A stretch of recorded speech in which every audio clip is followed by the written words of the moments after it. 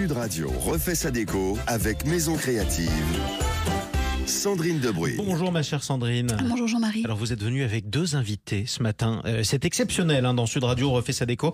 Je rappelle quand même que vous êtes la directrice de la rédaction de Maison Créative. Aujourd'hui, vous venez avec Laurence Vauclair qu'on accueille avec plaisir sur Sud Radio. Bonjour et bienvenue. Bonjour, merci. Vous êtes la copropriétaire de la Galerie Vauclair, l'une des plus importantes galeries spécialisées dans l'art du 19e siècle et plus particulièrement l'art de la céramique et du mobilier en rotin des années 1850 à 1900. On est venu aussi, vous êtes venu avec un deuxième invité que je montre à l'image, on le verra sur la chaîne YouTube de Sud Radio. C'est un célèbre fauteuil, Sandrine. Alors c'est plus exactement une réplique, un miniature inspiré du célèbre fauteuil d'Emmanuel. Le film. Le film, évidemment, sorti le 26 juin 1974 en France, alors il provoque un véritable scandale, mais connaît surtout un succès mondial. Mercredi prochain, 50 ans plus tard, c'est la sortie en salle de la version 2024. Et pourquoi nous en parlons ? Tout simplement parce que ce fauteuil est iconique et qui de plus calé pour évidemment en parler également ce matin, c'est Laurence. Alors, que pouvez-vous nous dire sur ce fauteuil ? Alors déjà, c'est assez intéressant d'avoir un fauteuil, un objet qui porte un nom et là un prénom très érotique, ou du moins qui nous rappelle quelque chose de féminin. C'est un fauteuil en fait qui en 74 va changer de nom. Il va porter le nom de cette femme qui a fait rêver beaucoup de femmes et beaucoup d'hommes. Mais en fait, c'est une histoire qui date de très très longtemps. C'est ce fauteuil qui s'appelait avant Peacock ou Pan. Et qui surtout était le fauteuil Pomaré parce qu'il était le fauteuil, le trône du roi de Polynésie au XVIIIe siècle. Il a donc une très longue histoire, mais son histoire peut-être commence vraiment en 74, quand tout le monde a envie de celui-ci. Alors ce qu'on va faire, ce que je vous propose, c'est qu'on le décrive. Pour ceux qui nous écoutent, vous avez tous vu, chers amis, un jour ou l'autre, l'affiche du film Emmanuel avec le regard sensuel de l'actrice. On rappelle qu'Emmanuel était un très grand film érotique. Elle était justement assise sur ce fauteuil. C'est un fauteuil en rotin que ma chère Sandrine, vous allez nous décrire. Effectivement, en plus, le mobilier en rotin fait quand même fureur sous les verrières et dans les jardins d'hiver. C'est un mobilier qui également est en bambou à certaines occasions. Le rotin, on en parle lors des grandes expositions universelles. Il participe aussi au nouveau goût du jour, à l'exotisme. Et j'ai envie de dire que c'est arrondi.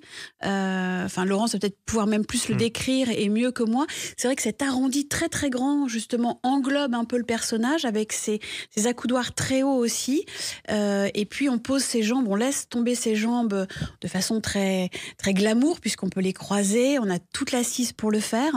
Moi, j'ai une question à vous poser. Est-ce que particulièrement c'est celui-ci qui va être décliné ou est-ce qu'il y a plusieurs modèles de ce fauteuil Emmanuel ? Non, celui-là a été décliné. Voilà, donc en fait, il y a l'histoire avant, on l'appelait le Pan, le Peacock, on comprend très bien pourquoi, puisqu'il a vraiment une forme de la roue du Pan. Donc déjà, il est majestueux, c'est pour ça que c'était le trône en Polynésie.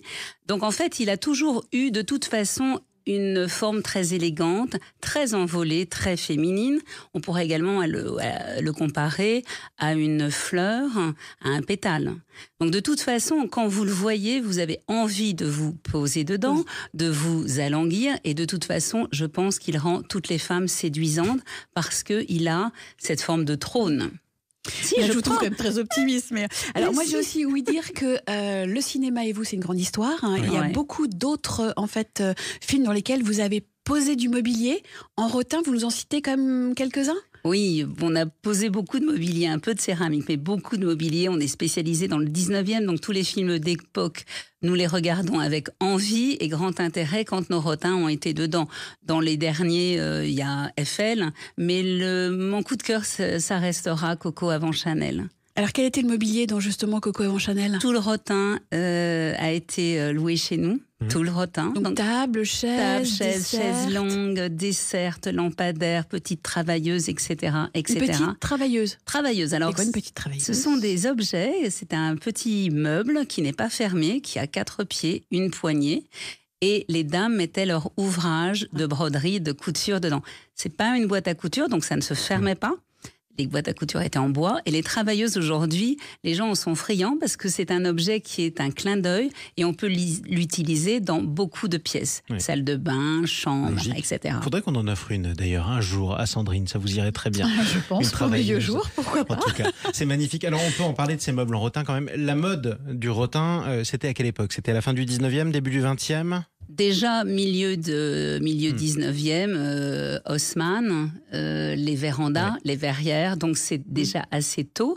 Donc c'est des meubles d'extérieur plutôt, des meubles de terrain? Non, vous me parlez de vérandas, de demi-extérieur, c'est ça? Les vérandas et les jardins d'hiver, en fait, il faut qu'ils soient protégés de la pluie, pas du soleil, puisque quand vous êtes dans une véranda, vous avez des températures qui changent entre le matin et le soir, été et l'hiver. Ça n'a pas de problème pour le rotin. L'humidité... Non, pas du tout. C'est la pluie. C'est ça, la pluie. La pluie, parce qu'il peut faire humide. La matière du rotin est une matière vivante. Voilà. Donc elle a besoin de se nourrir et de se nourrir d'humidité pour ne pas sécher et ne pas mourir. Et en un mot, Sandrine, le rotin revient à la mode? Le rotin est revenu en 2018 à la mode. Il est vraiment pas parti en fait. Aujourd'hui, il est un petit peu même teinté parfois et il se démocratise. Évidemment, toutes les marques le proposent et surtout même en pièces complètes. J'ai envie de dire que les grandes tablées reviennent, les chaises. On mixe un petit peu même les différentes époques, les différents styles, les différentes formes de rotin. Tout à fait. Et même jusqu'aux petits accessoires, on va dire, même les petites étagères. Est-ce qu'il y a quand même un objet qu'on a tous envie d'avoir? Oui, alors... On a tous envie d'avoir un salon complet 19e, ça c'est sûr que... voilà. Certes, évidemment. Certes, mais on a tous envie d'avoir un clin d'œil, donc ça peut être une chaise, un fauteuil, ou alors cette fameuse travailleuse, ou alors les paniers qu'on pourra dresser sur une table, mettre dans une chambre, en décoration, dans une salle de bain.